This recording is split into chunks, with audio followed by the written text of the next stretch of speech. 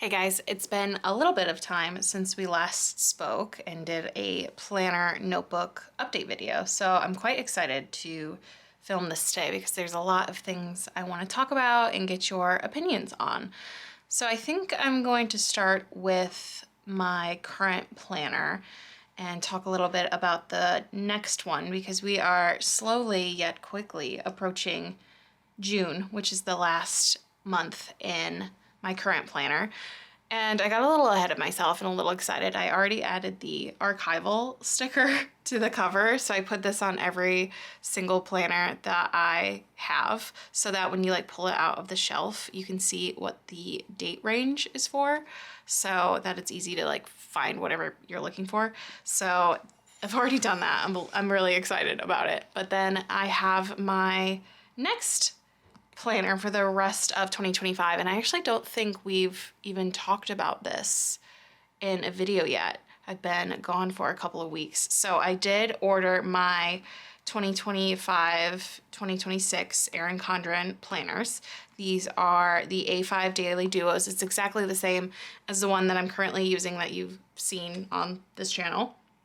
There are a few changes to the new one I want to go through, but let's just kind of update you guys on where I've been at in this one. So this was my May spread. We're still at the tail end of May. It feels like May is going on forever because it's 5 weeks long, and so it just feels really, really long to me. So this is how the monthly view is looking, and then on to the productivity page. This is something I want to talk to you guys about with the new planner. And I've mentioned it before that this page right here is different. So I have some ideas, but I'm not 100% sure what I want to do with it yet. But I'm pretty happy with how this is turning out. And then I've been doing a bit more scrapbooky elements to the planner. Now that we're approaching the end of it, I have a good sense of what the bulk is looking like. So I've been adding a few extra things here. But I also started doing this top section where I've been adding a strip of sticker paper that's the length of the 6 a.m. to the 8 a.m. And I've just been writing some notes to myself from the day, just things I want to remember, because I feel like I have the worst memory, and even doing the spread or what I actually did, the events and stuff, there's things that obviously happen during the day that I just want to write down to remember it and what I'm feeling about things. So I've started doing that section. I think I started at the end of April, maybe?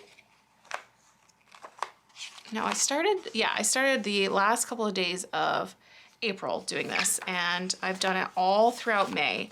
And it does add bulk, obviously, but it's in a section of the planner that didn't have any. A lot of the bulk happens right here in the middle of the page in the planner. So this section didn't really have any, so I haven't noticed any big difference adding these yet. I probably will when I start my new one if I continue to do this. Or I might have to figure out a way to cover it without a sticker, but honestly, I don't really mind. But I have been writing my book review, a little thoughts right here next to the book cover. I like putting it in the to-do list area. I just think it works out. So I've kind of solidified that that is where my book stickers go with my ratings. And then I've been putting the stickers down here. And then up here is some notes. And I think that has been really working well for me. See, I've done it here as well. So those, I think, are the big changes that have been happening in my planner right now, and stuff that I want to transfer over once we're done with June. I have planned out the June monthly view. I was gonna do a video, but then, sometimes I just like to have this quiet, alone planner time. So I ended up just doing it with myself, and it was great. And so I'm doing a rainbow themed for each week is a different color. So once it's done, it'll look really cool. Right now it kind of looks a little bit lame because it's not really filled in, but it will look cool by the end of the month. But moving on to talking about the changes. So this is the page that I will show you that I am mildly concerned about. Beyond that, the planner is very, very similar in layout and style. The font is a little bit different. The like monthly pages are a bit different. Other than that, everything is very, very similar, except for this page. So they have the new layout, and this is what it's going to end up looking like, which I think I'm excited about, but I do have some apprehensions because I'm not entirely sure what I want to do. So I think this section will still be goals because I've been using that pretty well. I think I might make this my favorite section because I don't really use this entire space, and I add like little pictures or something, and I can write like little notes about what my favorites are for the month. But this big section I will definitely not use for to-dos like it has labeled. So I'm thinking I'm going to split it into highlights, which are just like a list of things that I enjoyed during the month. And then I tend to do this like monthly wrap-up writing thing that are like lines and words that kind of sum up the month. I think I want to do that on the second half of this big box. I don't think it'll fill up the whole thing if I do that, if I divide it in half and have those two sections. But I think that's the best way to, currently that I've figured out, to use this section, because I definitely won't use it for to-dos. And then I'm gonna use this bottom section still for pottery. I think I like that it's a little bit smaller. This one is quite large, and so it has to be like a lot of pottery pieces to make it work. So lately I've just been adding like a big sticker to fill it in, but having it smaller could be better. So I'm excited about that, but I'm just unsure about this big section and the little bullet point dots. I could just ignore them and do the two thing, or I might make a sticker or something, but that's what I'm thinking for this. And then I also still need to remove a notes page. There is one every single week between Sunday and the week at a glance page. So I uncoil the planner and I remove them all instead of ripping them out. That way I can save the pages and make another notebook with an extra coil that I have. So I still need to do that.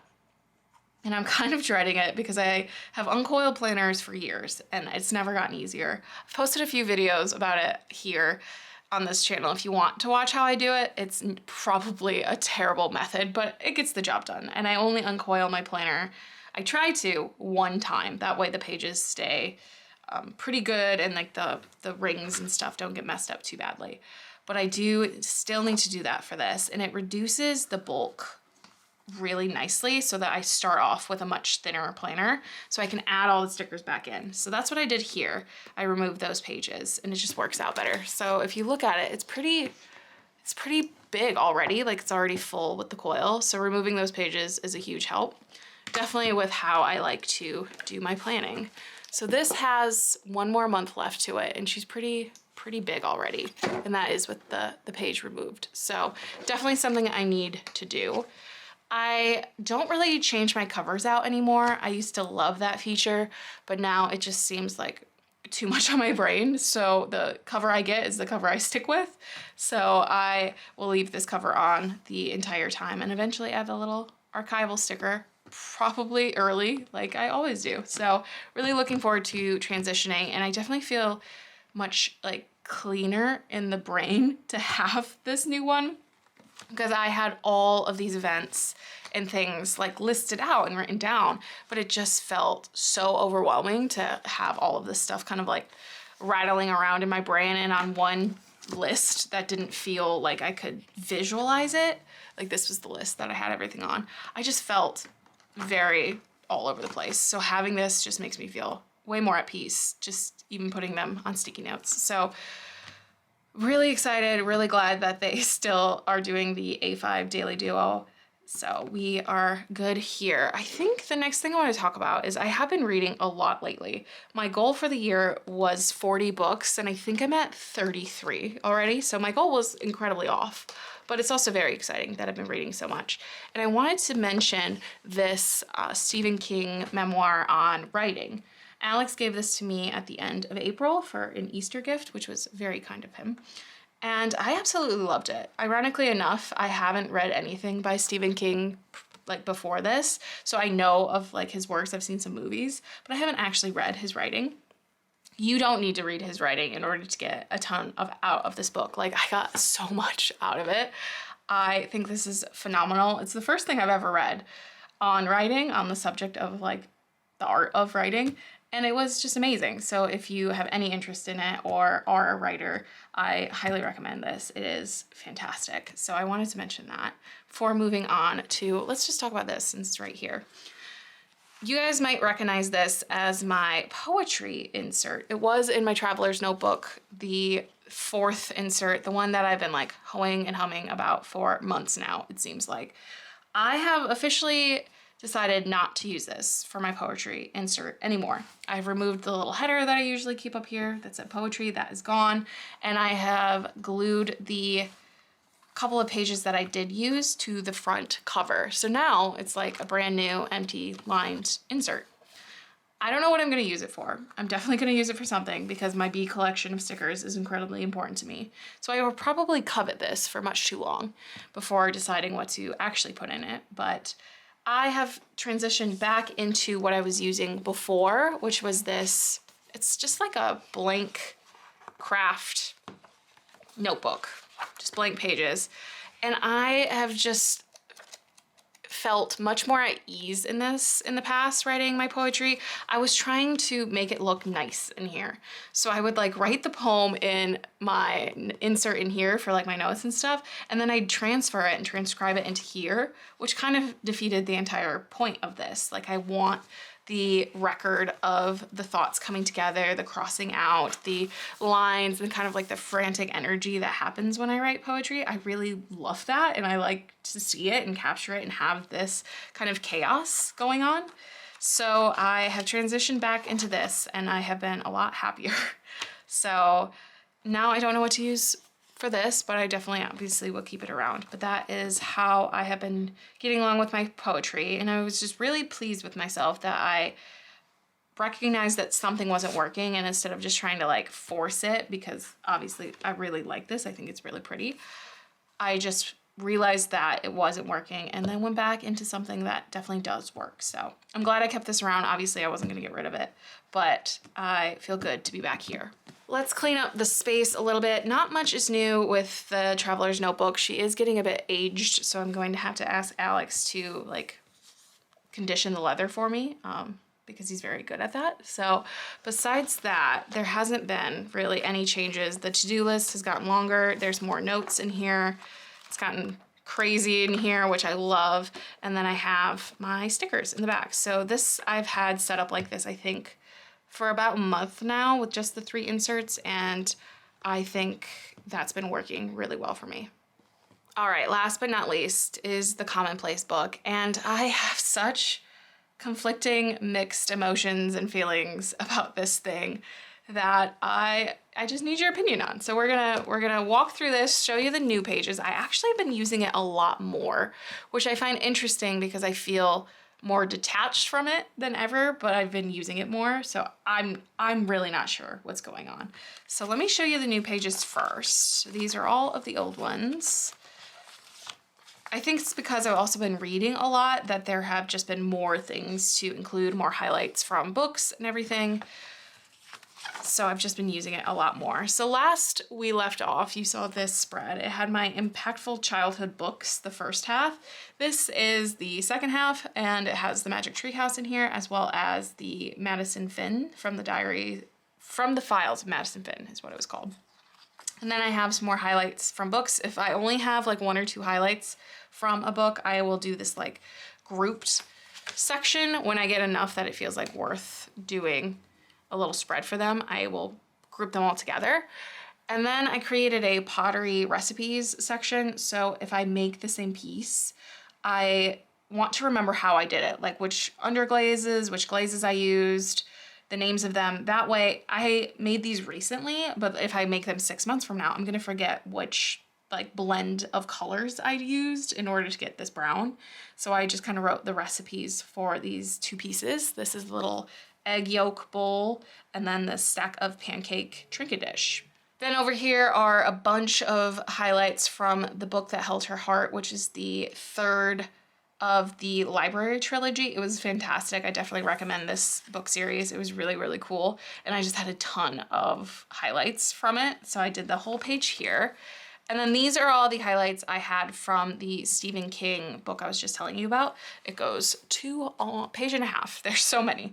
So when I read the actual like tangible copy, I'm able to put the page numbers in, but if I'm reading a Kindle, it only does percentages, so I just exclude those, and I can always go check my Goodreads for where they're saved. So I have all of my notes here, and then I found this really interesting article about a sculpture from Greece. So I have the entire article here as well. That way I can come back and check on it. And I think that's something that I haven't really been doing in my Commonplace, which is probably why all the haters are like, this is not a Commonplace. There's probably validity in that assessment. This is an actual article, so it doesn't have any of my thoughts or opinions on it, and that does feel more like organic, true, original Commonplace energy. I'm not gonna really, I think, change that. This is like a hybrid of like my own thoughts, my own resources, these mementos and memories, but I think this like documentation of articles and found things fits more with like the Commonplace brief. So I'm trying to do that a bit more, where I'm like, if I collect things online and do like that documentation or finding things online and saving them into a folder, trying to put that in here as well. But like I said, I just feel this like detachment from it, and I don't know if it's because it's digital and I don't really like look at it. This is the first time I'm looking at it after I printed off those pages. So when I talk to you guys, it's when I actually engage and interact with it, and I'm not reaching for it or seeking it out other times. It could be the binder that it's in. It is a bit bulky. It doesn't feel very like movable, so maybe I need to find something a bit smaller that can hold my pages a bit better. Like this was obviously lofty goals. It's a big binder for lots of pages, and I'm just not there yet. And I feel like a lot of the time it becomes just a place to save my highlights from the books I'm reading, which honestly is fine. It could be more or less a reading journal, reading book, but it just doesn't feel, I don't know, I love the pages. I think they're beautiful. I really have a good time laying them out, because that's kind of like a nod to when I used to do like newspaper and magazine layout. So I enjoy that, but then I also don't feel overly connected to it. So maybe it's the handwriting aspect, the fact that I am not writing it. I can read this easier. Maybe I don't like the font that I chose, and if I don't like the font, do I go all the way back and change all the pages? I did try to add some stickers and things to make this more like a tactile element, which I think is cute, but it's just not, I don't know, there's some disconnect here. And anytime I make a page, I always feel like, could this just be a blog post? Like, sure, the writing ones, like the highlights and stuff wouldn't be. So would this just become like a reading journal where I keep all of the highlights of like the text in, and then everything else could just be on my blog and be a digital thing? Is there value in having the tangible aspect? I think so, but could I just like print off the blog post page? That way, I wrote a whole blog post about this too, how I feel like a blog is just a like public Commonplace book where you collect your thoughts and opinions and everything. So I don't know. I would love to know your thoughts. I think I've been doing this for over 6 months. This book specifically started in October, but I've been commonplacing for well over a year. But I just don't know. So let me know what you're thinking. If I'm just like trying to make something that's not there, make it a big deal about, I don't know. I just don't know if this is the answer. It feels very much like the poetry debacle, where this is prettier, this is neater if it's the new system that I'm using, but this works better. So I think both will have, like, I'll have issues with both. Like when I had the tangible one, I just struggled with like spacing, and it just didn't feel like the flow was right. This feels like aesthetically where I want to be, and it just flows better, but there's still something missing about it. I don't know if you guys have any answers to my conundrum, but I thought I would pose them to you regardless. So I think that covers everything I wanted to talk about. Thank you guys so much for watching this video. And like I said, I would love your thoughts and opinions on everything I talked about today. I could definitely use your advice. But thanks again for watching, and I'll see you in the next one. Bye.